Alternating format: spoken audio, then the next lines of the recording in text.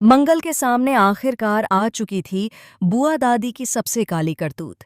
एक ऐसा सच जो पूरे परिवार की नींव हिला देने वाला था। किस तरह बुआ दादी ने अक्षत को बेरहमी से एक कमरे में कैद कर दिया था, यह सुनकर हर किसी के होश उड़ गए। जैसे ही मंगल को यह बात पता चली, उसका खून खौल उठा। उसने बिना एक पल गवाए पुलिस को बुला लिया। वहीं अक्षत की हालत देखकर अजीत का दिल भी कांप गया और वह मंगल की शादी के मंडप में दौड़ता हुआ पहुंच गया।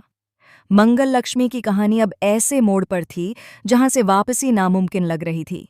या तो मंगल की शादी कपिल से टूट जाएगी और लिपिका उसकी जगह ले लेगी, या फिर कहानी में आने वाला था एक ऐसा भूचाल जो सब कुछ बदल देगा। कहानी की शुरुआत होती है उस वक्त से जब मंगल बंद शटर पर लगातार ठोकरें मारते हुए मदद के लिए पुकार रही थी। उसकी आवाज में दर्द था, चीखों में ममता थी, लेकिन आसपास सन्नाटा पसरा था। कोई नहीं आया। उसका गला सूख चुका था, आंखों में डर और माथे पर पसीना था। दूसरी ओर अक्षत सहमा हुआ कोने में बैठा था। कुसुम ने उसे ढूंढ तो लिया था, पर उसके चेहरे की घबराहट देख उसका दिल बैठ गया। वह अक्षत के सिर पर हाथ फेरते हुए बोली, अक्षत बेटा, मैं तुम्हारे लिए पानी लेकर आती हूँ, लेकिन समझ नहीं आता कि बुआ दादी को तुमसे इतनी नफरत क्यों है। कुसुम चली गई, पर अक्षत को लगा कि वह पास ही है। तभी उसने किसी का हाथ थामा और फुसफुसाया, दादी, वो जो बड़ी दादी है ना, उन्होंने मम्मा को कमरे में बंद कर दिया है। वो मम्मा को शादी में आने नहीं देना चाहती। लेकिन उसे यह नहीं पता था कि जिसका हाथ उसने थामा था वह कुसुम नहीं बल्कि बुआ दादी की चमची बिजली थी। बिजली ये सब सुनकर सन्न रह गई। उसके चेहरे पर डर और लालच दोनों झलक रहे थे। उसे एहसास हो गया कि अगर अक्षत जिंदा रहा तो बुआ दादी की सारी चालें बेनकाब हो जाएंगी। उसने अंदर ही अंदर ठान लिया, अब इस बच्चे का मुंह हमेशा के लिए बंद करना होगा। इधर मंगल अपना फोन ढूंढ रही थी। जैसे ही उसे फोन मिला, उसने देखा कि उसमें 8 मिस कॉल और एक मैसेज था, मम्मी जल्दी से मुझे कॉल करो। उसके दिल की धड़कनें तेज हो गईं। वह कॉल लगाती रही, पर नेटवर्क नहीं मिल रहा था। हवा और तूफान बढ़ रहे थे।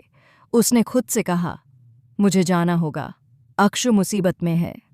उधर आदित्य घर में बैठा अपने गुनाहों से जूझ रहा था।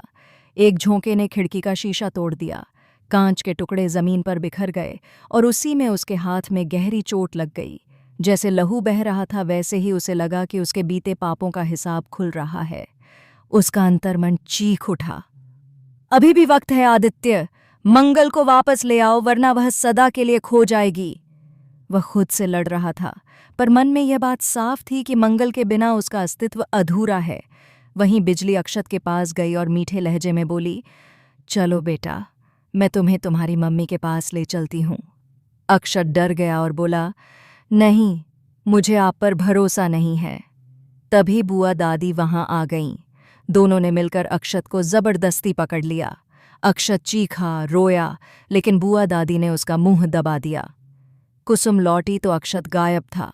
उसने सोचा शायद वह खेल रहा होगा। उसे यह नहीं पता था कि उसी वक्त अक्षत को घसीटकर उस कमरे में बंद किया जा रहा है जहां बिजली के तार खुले पड़े थे। कमरा अंधेरा, दम घोंटने वाला और मौत से भरा हुआ था।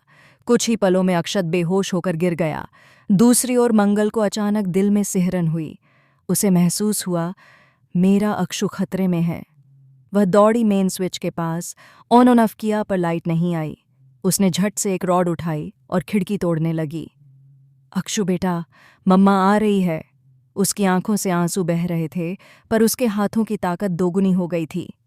उधर मंडप में बुआ दादी मुस्कुरा रही थीं। कपिल की बेचैनी देखकर वह बोलीं, कपिल, दुखी मत हो, मंगल अब नहीं आएगी, अब तुम्हारी शादी लिपिका से होगी। उनकी आंखों में पागलपन झलक रहा था। इसी बीच शांति वेटर से टकरा गई और उसके हाथ का गिलास गिरकर ठीक उसी कमरे में जा गिरा जहां अक्षत बंद था। पानी बिजली के तारों तक पहुंच गया।